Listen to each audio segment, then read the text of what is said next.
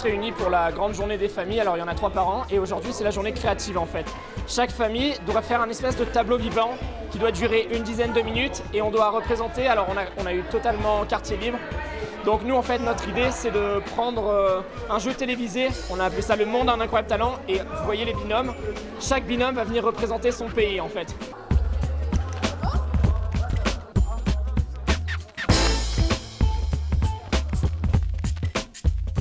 Ça se présente bien, on a encore beaucoup de boulot mais ça se présente bien. On est à bloc là, on va se donner. On est en pleine organisation parce que le défi c'est dans 1 heure, on n'est pas du tout prêt, donc on remet tout en place.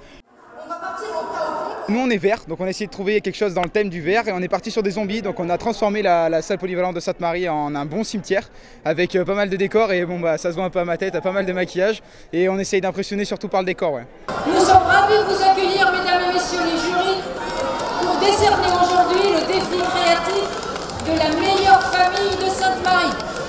Je vous remercie de votre présence, je vous demande toute impartialité d'usage, de bien regarder et de noter dans le fond de votre conscience. Applaudissez-les bien fort s'il vous plaît. Mexico, Mexico.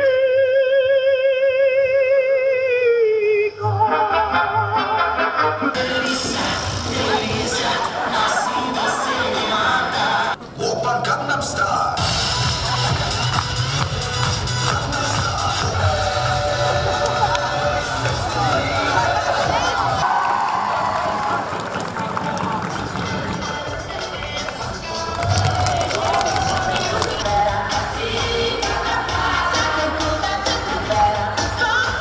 Tonnerre d'applaudissements pour eux.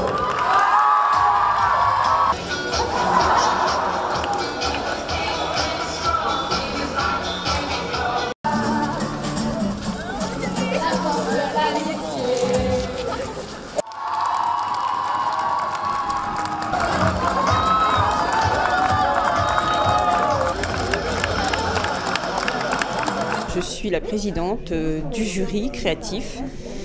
En ce moment, nous sommes en train de délibérer. Chaque binôme est constitué d'un juré pro et d'un juré élève. Ce sont des élèves de 3e qui ont été soit choisis par le professeur, soit élus par leurs camarades. L'association de gens, on va dire adultes et des gens très jeunes comme les 3e, je trouve que c'est une très bonne idée et je pense que tout le monde est impliqué. Les élèves de 3e étaient vraiment ravis de faire partie de cette journée et puis je trouve que c'est bien pour eux aussi de rencontrer des gens de l'extérieur.